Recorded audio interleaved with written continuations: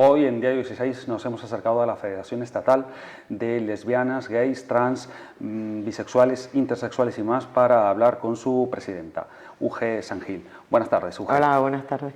Muchas gracias por recibirnos en vuestra casa, en la Federación. No, a ustedes por venir y espero que estén cómodas y cómodos aquí. Bueno, en primer lugar, hoy estamos acabando el año 2023 y nos gustaría hacer un repaso de lo que ha ocurrido en el transcurso de este año.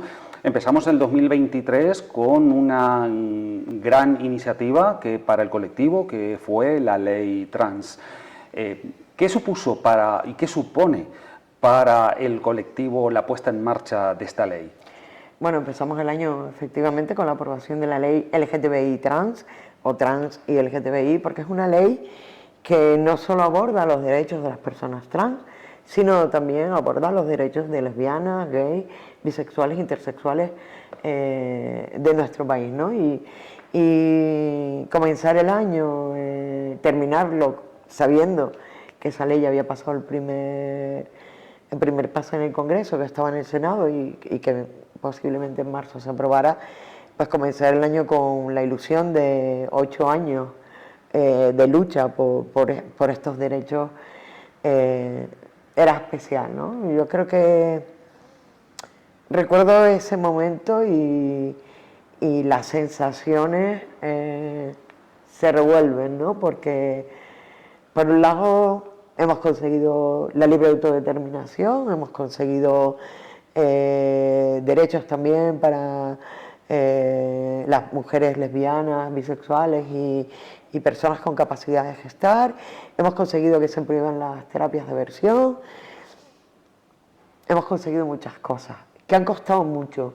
Ha sido duro el camino para llegar a la aprobación de la ley y siente satisfacción. Pero por otro lado, también sentía rabia. Veo emoción en sus ojos. Sí, me emociona porque han sido... mi legislatura de 6 años ha sido un camino realmente complejo y yo creo que también hay revolturas, ¿no? De alegría, pero de dolor, ¿no? Porque hay cosas que no hemos conseguido, no hemos podido meter los derechos de las personas no binarias y transgénero, no hemos podido aumentar los derechos de los menores trans o no hemos conseguido todo lo que queríamos conseguir para las personas migrantes. Y entonces hay contradicciones, pero a la vez también hay satisfacción porque esta ley nos sitúa a nivel internacional en uno de los países más avanzados del mundo en derechos al colectivo LGTBI y trans. Entonces es como tal, y me emociona saber que esta federación, junto a Fundación Triángulo, Crisales y otros actores también del movimiento LGTBI, como la plataforma trans, hemos sido capaces de llegar a este momento, ¿no? O sea, y ha sido duro también, ¿no? Ha sido los últimos 4 años han sido realmente dolorosos para el colectivo, en especial para el colectivo trans, al cual se ha expuesto demasiado en esta tramitación de ley. En principio, entonces, podemos hablar de que es una ley de avanzada, pero que se queda corta, según su punto de vista. Sí, siempre lo hemos dicho, ¿no? Celebramos los avances, además nos deja posicionados, según la ILGA, en un lugar, 4.º puesto más o menos en derechos LGTBI trans del mundo, pero por ejemplo en los derechos de los menores trans somos de los primeros países también. O sea, hay que celebrar, pero también hay que ver las carencias que tiene la ley porque tenemos que hacer pues la estrategia de futuro. Aquí no para nada, ¿no? Nuestros derechos siguen estando amenazados y hay que seguirlos defendiendo y hay que seguirlos conquistando, ¿no? O conquistando y defendiendo. Entonces... Pero fue una ley no exenta de polémica, porque en definitiva hubo cierto recelo de parte, sobre todo, de las feministas y de otros partidos políticos. ¿Por qué cree que hubo esta reticencia a aprobar esta ley o a ampliar derechos, en este caso al colectivo? A ver, yo creo que evidentemente hubo reticencia, pero hubo reticencia por todos lados, ¿no? Creo que ha sido una ley que que no se ha podido trabajar desde el silencio, sino que ha habido mucho choque, mucho ruido.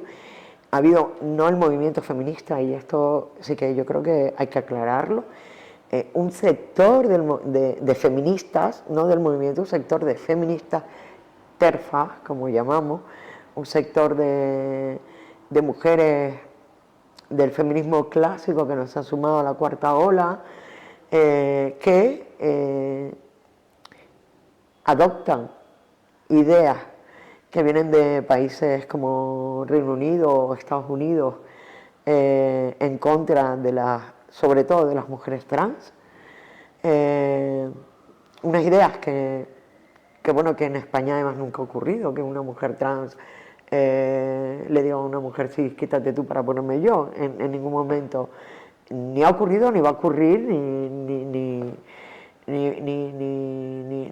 ocurre en el presente, ¿no?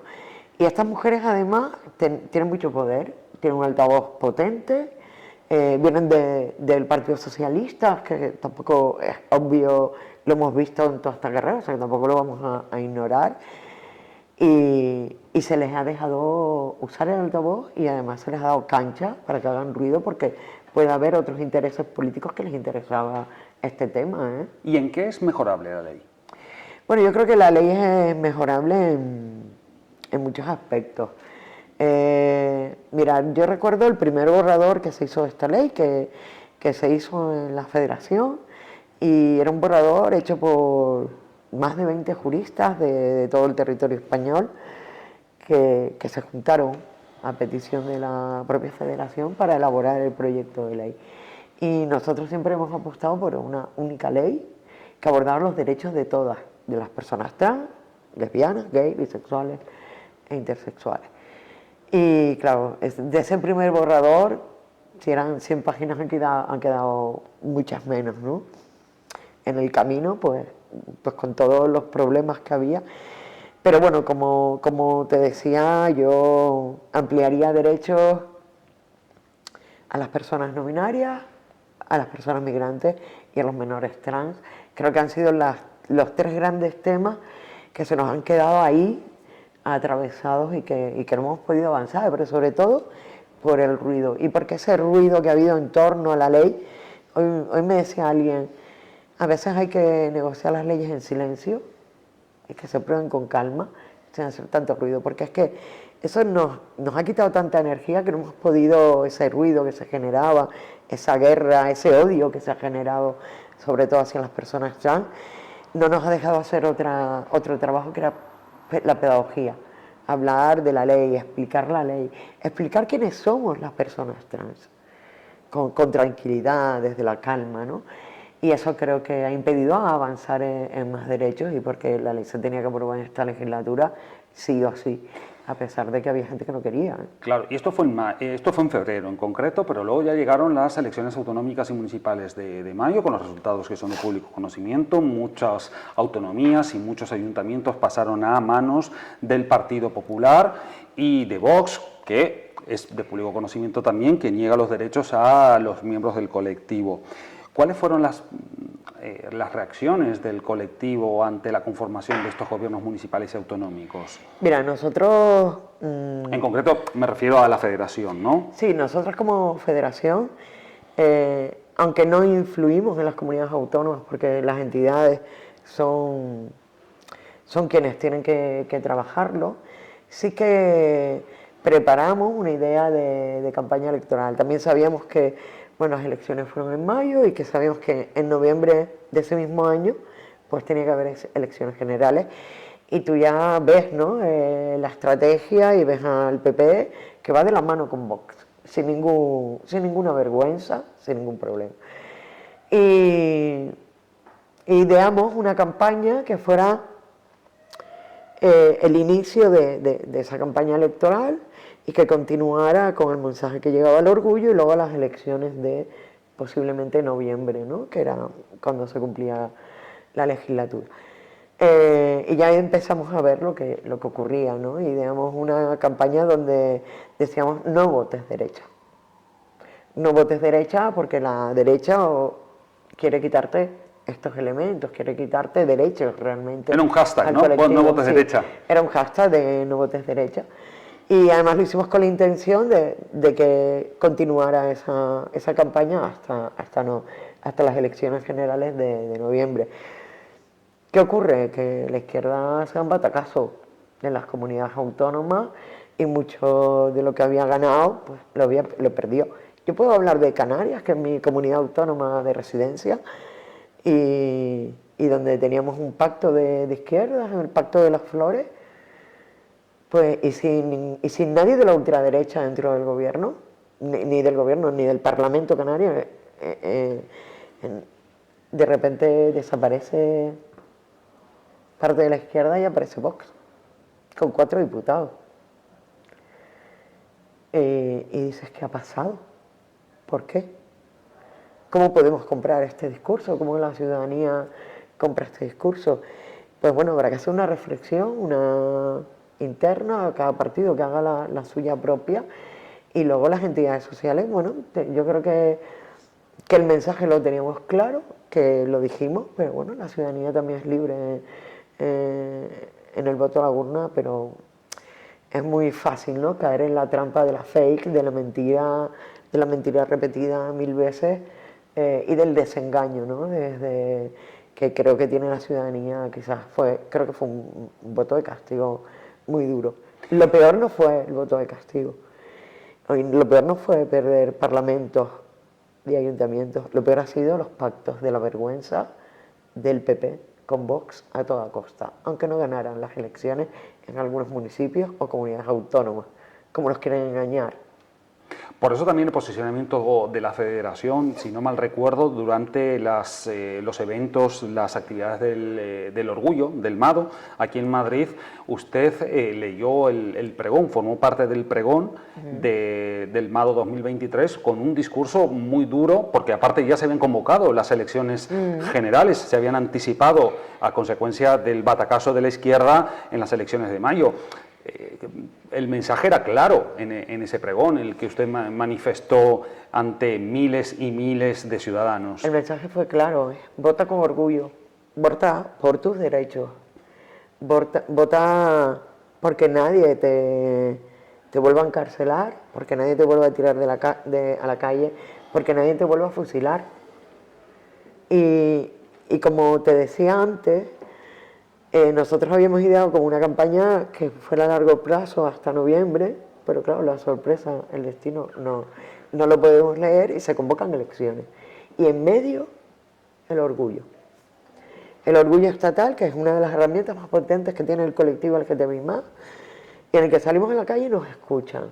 ¿Pero qué le dice usted a aquellos, no digo detractores, pero críticos que dicen que el Orgullo de Madrid ya no es lo que era, que ha perdido esa esencia reivindicativa, que ha pasado a ser la fiesta de Madrid más que nada asociada a una cuestión de fiesta, de jolgorio, de alegría y no tanto de reivindicación como lo podía ser a los inicios? Mira, yo creo que es un argumento muy manido, muy fácil de decir, ¿no?, pero también hay que conocer al colectivo, ¿no?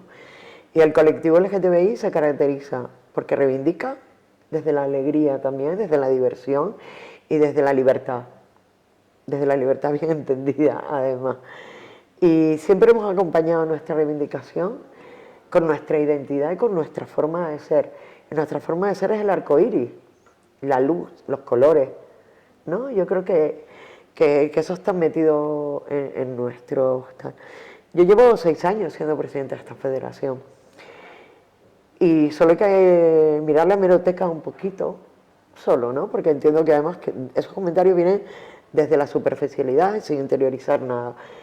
Y podemos ver el cambio en el orgullo. El orgullo se ha vuelto más político, el orgullo sigue siendo reivindicativo y sabe compaginar perfectamente la reivindicación con la diversión. De hecho, lo que adorna los adornos de las flores, la flor es la manifestación, que es el eje central del orgullo, la manifestación estatal, y lo que adorna, bueno, pues una serie de conciertos y de actividades culturales, educativas, nocturnas, también de ocio, adorna esa reivindicación. Y eso lo hace distinto, lo hace ingenioso, hace que la gente salga a la calle y todo va en torno a la reivindicación o del año temático o del momento puntual, y este año aprovechamos evidentemente en medio de una campaña electoral el orgullo para reivindicar nuestros derechos, pero no solo los derechos del colectivo de lesbianas, gays, trans, bisexuales, intersexuales y demás, sino los colectivos, los derechos de las personas gitanas, las personas con discapacidad, las migrantes, las racializadas, las mujeres. Aprovechamos el orgullo como herramienta política y creo que además, y lo he hablado con personas incluso externas a Federación, para lanzar el mensaje de vota con orgullo. No, su mensaje yo recuerdo que con mucha energía ante miles de ciudadanos fue contundente sobre cuál era el posicionamiento que tenía el colectivo con respecto a las elecciones generales y que se venían a las 2 semanas. Pero un llamamiento no solo al colectivo, sino a todos los grupos vulnerables, un llamamiento a toda la ciudadanía para seguir siendo un país y un territorio avanzado en derechos y que no diéramos marcha atrás. Eso estaba ahí y me acuerdo que una de las partes de la campaña era presentar el gobierno del odio, un gobierno gris. ¿Qué quieres? ¿Un gobierno gris? ¿Una calle gris, un blanco y negro? ¿O la calle de colores?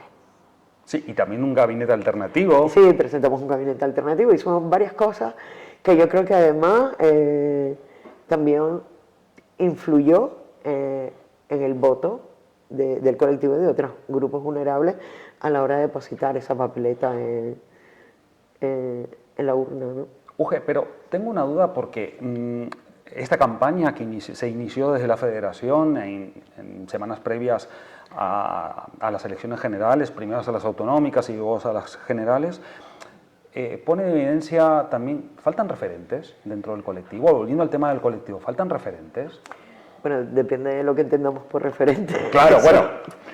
Eso vamos No, me refiero que antes quizás los derechos LGTBI estaban más ligados a partidos de izquierdas, progresistas, pero ahora cada vez más dentro del mismo colectivo no sorprende que haya miembros que voten a partidos que niegan sus derechos o que pactan con ellos para llegar al poder.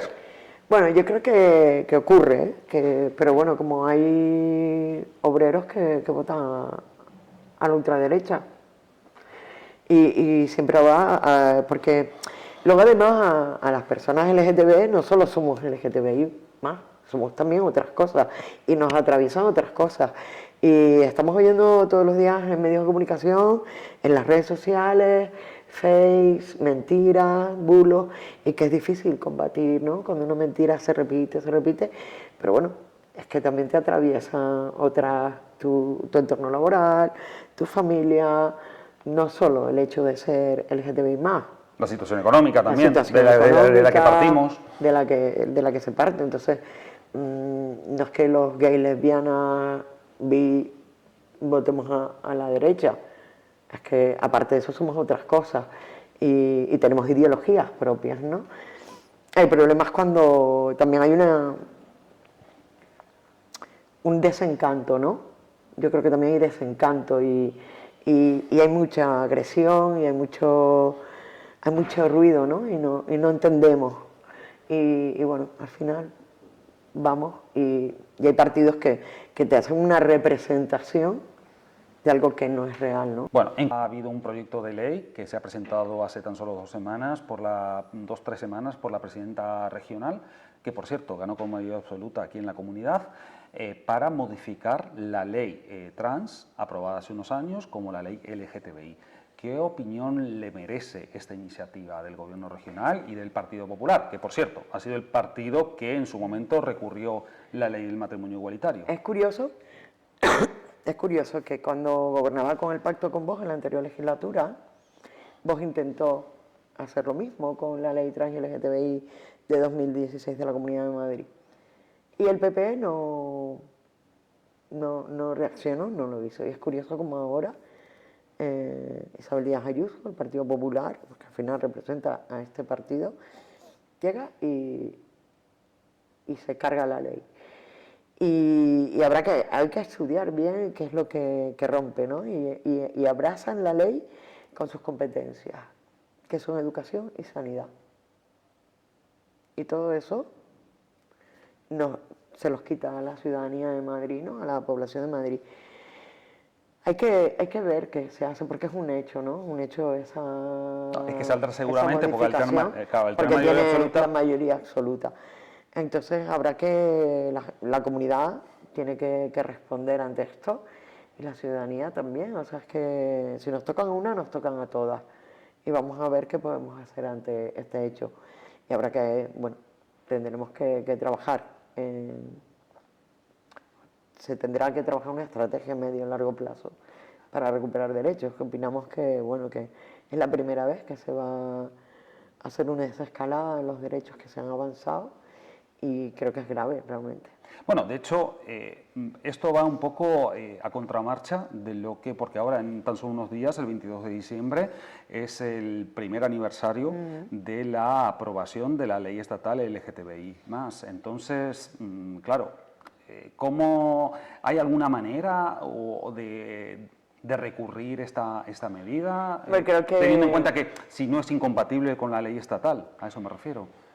no, o sea, las comunidades autónomas tienen delegadas las competencias en educación y sanidad, donde más cercena la ley, donde más le da, recorta de derechos, pero en los hechos conseguidos en la ley estatal, evidentemente como la autodeterminación, la libre determinación de género, que depende exclusivamente del Estado y del registro civil, eso no lo puede tocar, aunque sí que toca el concepto en los recortes que hace en sanidad, patologizando otra vez a las personas trans en los procesos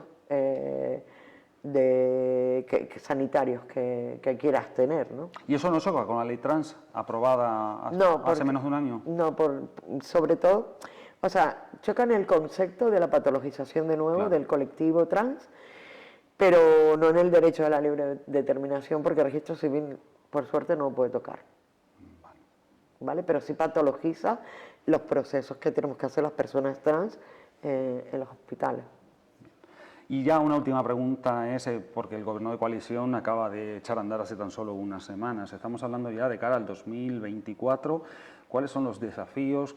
¿Cuáles son las peticiones que tiene? Porque también ha echado a andar un nuevo Ministerio de Igualdad, ahora a cargo del Partido Socialista. ¿Cuáles son las pretensiones que tiene la Federación de cara a los derechos LGTBI+. Bueno, estamos trabajando ya desde hace un año hacia atrás, por un pacto, que hemos firmado un pacto social contra los discursos de odio del colectivo LGTBI+, perdón, un pacto social contra los discursos de odio hacia los grupos vulnerables, con otras organizaciones sociales como SEAR, CESIDA, Oxfam, Secretariado Gitano, Red Acoge, los agentes sociales UGT, comisiones obreras, y ahora estamos a por un pacto de Estado contra los discursos de odio hacia los grupos vulnerables. Y no solo el colectivo LGTBI, sino hacia todos los grupos vulnerables que estamos siendo continuamente atacadas con discursos, ¿no? que al final conllevan al delito, ¿no? Pero donde hay que atajar, entendemos que es el discurso de odio, que se vierte también desde las instituciones. Pero el Pacto de Estado pasaría por una aprobación en el Congreso de los Diputados. Claro, sí. Y queremos que el Congreso de las Diputadas y Diputados se manifieste y firme ese Pacto de Estado. ¿Es viable?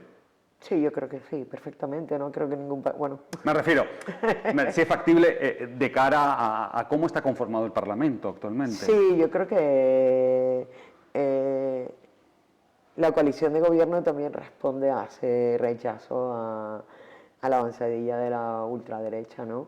También esta coalición de gobierno, yo creo, desde mi humilde opinión, responde también a parar y ser muro de contención de los discursos de odio que también se vierten en ese Congreso, ¿vale? Entonces creo que todos los que no estén de acuerdo con el discurso de odio hacia los grupos vulnerables van a estar ahí y van a firmar ese pacto de Estado.